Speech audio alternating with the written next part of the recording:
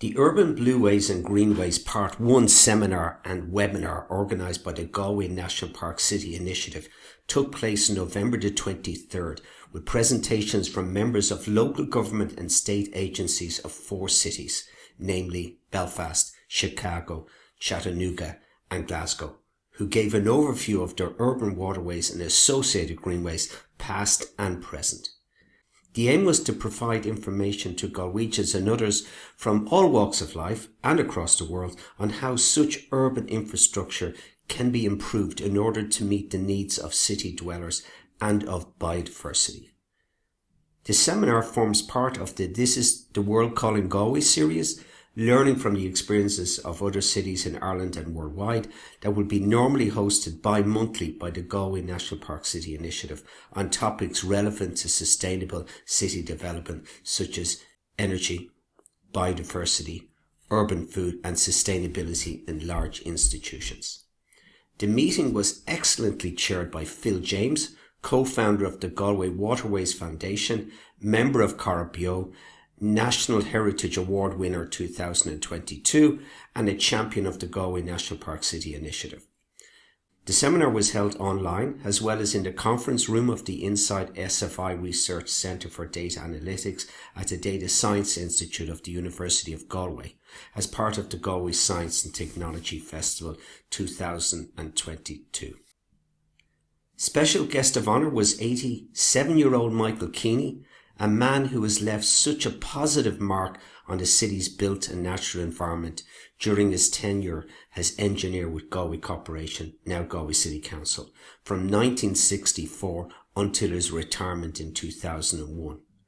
There was also a special exhibit on display of a beautiful large tabletop 3D paper mache model of Galway City's waterways, undertaken by the senior pupils of St. Patrick's Primary School in 2005 under the supervision of teacher Niall Call and artist Marcin O'Caja. In attendance was Mark Ridge, Executive Director of the National Park City Foundation and London National Park City, community activists, academics, science researchers, state agencies officials, and representatives from Adelaide, Cardiff, Galway, London, Notre Dame, as well as the 4 speakers from Belfast, Chicago, Chattanooga and Glasgow. We're joined by Michelle Woods, who has worked for 28 years for the city of Chicago, and the last 20 of them, she's been with the Chicago River and Millennium Park Restoration Project, which is what we're going to hear about today. She's currently now the head of that project. She's Assistant Commissioner of Asset Management in the Chicago City Council. Chicago is the 3rd largest city in the United States, a population of about 3 million people. It reminds one a little bit of New York because it's all tall buildings, skyscrapers, downtown, typical big city scenario. And like all big cities, with offices and tall blocks, they tend to empty out at nighttime and over the weekend and be kind of dead zones. So we're going to see what Chicago has done to restore that river.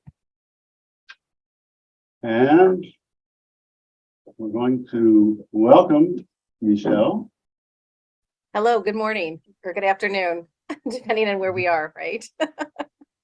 This shows Michigan Avenue, and this shows how the downtown river was really a hub for industry for our city. During industrialization, we did a lot of polluting, like many cities did. And in 1979, someone wrote an article about Chicago's friendless river because our river was so terribly polluted. So this is the Chicago Riverwalk. We were able to realize it as part of the Wacker Drive reconstruction project. And we did that in the 1990s, early 2000s. And September 11th happened and changed the world. And we didn't have any infrastructure funding. And so this was how the Riverwalk was left. This was the section between State Street, which you may have heard the Frank Sinatra song about, and Dearborn. And what I want to call out to you is just, you see the graffiti, You see it's vacant. We tried to put a little store in there for a bit, but there were so many challenges. The other thing I want to call out, it's really obvious that the Riverwalk is a continuous path along the river, but look at that vertical separation. You could be on Upper Wacker Drive there and not even realize there's a river down below. But even if you came down to the Riverwalk section at this elevation, you're still very separate from the river system. So we did these build outs, and the build outs were actually redefining the navigational channel and building out into the waterway. And in this situation, we took this block and transformed it to this. Wow. And you see we have still a restaurant space there, which is thriving and doing excellent business. This is now a destination. But then also to look at how the people are literally so close to the river. They could actually dangle their feet in it if they chose to. The next block looked like this previously, and now it looks like that. Mm-hmm. And again, you see you have just this much closer access to the waterway. And this block was designed such that if you were in a kayak or a canoe and you were paddling along, this would be an area where you could very easily get out. And we also have our accessibility ramps right here. We find that a lot of kayakers, because you're using upper body strength, have mobility challenges with their legs. And so this was a way that you could also get out of your wheelchair and into a kayak or vice versa, and then enjoy the path. This is Clark to LaSalle Street. And this is these kind of are Chicago's version of the Spanish Steps. And this little section of the Riverwalk is very, very popular on nice days for lunch. People come and hang out, and we have, you see the people on bicycles. We have our accessible path here that kind of zigzags and cuts through the steps for access. And this is the following block. And again, you see this big separation, the elevation between the path and the water. And you see also too how vacant the before photos are, and then how you have a bunch of people down here walking along and just enjoying being in the path. And this is one of my favorite sections of the Riverwalk. These are our floating gardens. And this shows that it is still impacted by weather and rain. So we have these stainless steel columns, and if you can look closely, hopefully the quality is good enough that you can see there's little lines in them. And that shows the elevation of the river.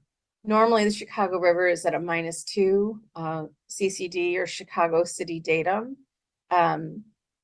We have these 100-year storms 3 or 4 times a year, which I think we need to change the names of those storms, frankly. We have these microburst weather events. The river level can rise up to as high as +4. Our river was famously reversed in 1900. And we have a lock at the area where the lake and the Chicago River meet. And we'll open the lock and allow the river water to flow out into the lake during heavy storm events. But we try to prevent doing that because it means everything from the lake of the river is then being discharged into our lake, which is the source of our drinking water. So we want to be really careful about that. And when that happens, all of this is submerged. And so we did design the river knowing that this could happen, and it would be obviously something that would happen 2 times a year. But here's a photo that shows the phases of the development. And what was interesting is that it was going to be a continuous path with landscaping and seating and just nice outdoor park space. And then we put in some concession locations where it made sense. Well, then Mayor Emanuel takes office, and he gets us involved with the federal government's TIFIA program, the Transportation Initiative Financing, Transportation Infrastructure Financing Initiative Act. Can't believe I forgot the name of that. And that essentially worked as like a mortgage. It was a federal loan that we would pay back over the course of 30 years with revenues generated from the project.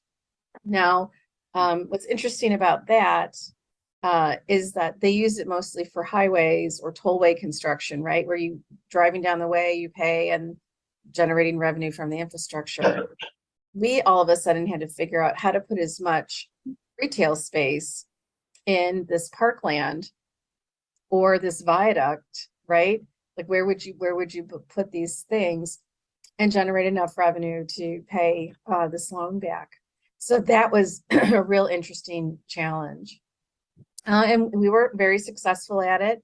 I'm pleased to say we've already paid the loan back. We've refinanced the loan, I should say. We didn't pay off the full $120 million, but we were able to refinance it. And so we are generating significant revenues from the vendors that are in the park. And frankly, there are locations where we could put additional retail and we're choosing not to retain that wonderful park space.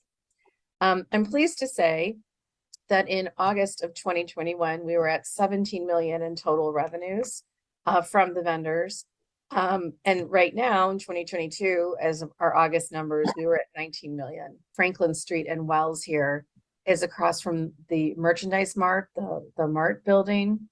And we have a cultural program with them called Art on the Mart.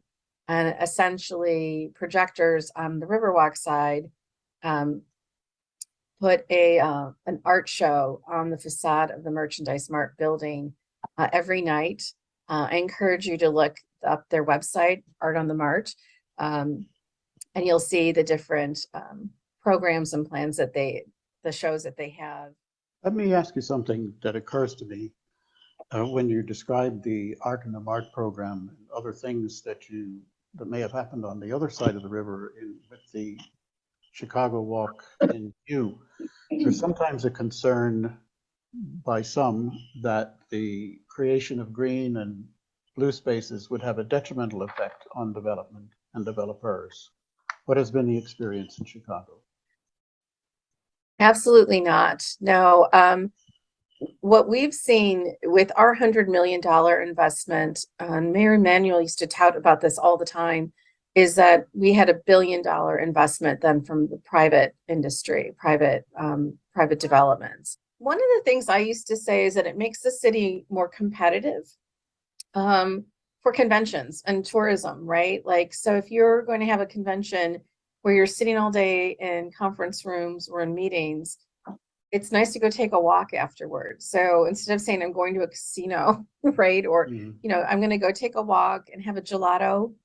I'm going to have a glass of wine. I'm going to have something nice to eat. Oh, look, we could rent kayaks over here. I think that makes our city more competitive for the convention bureau, convention industry.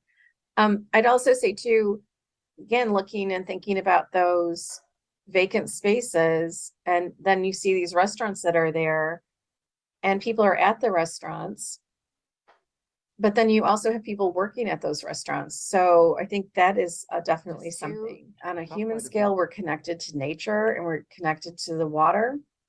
So having a waterfront, I think, is a huge plus.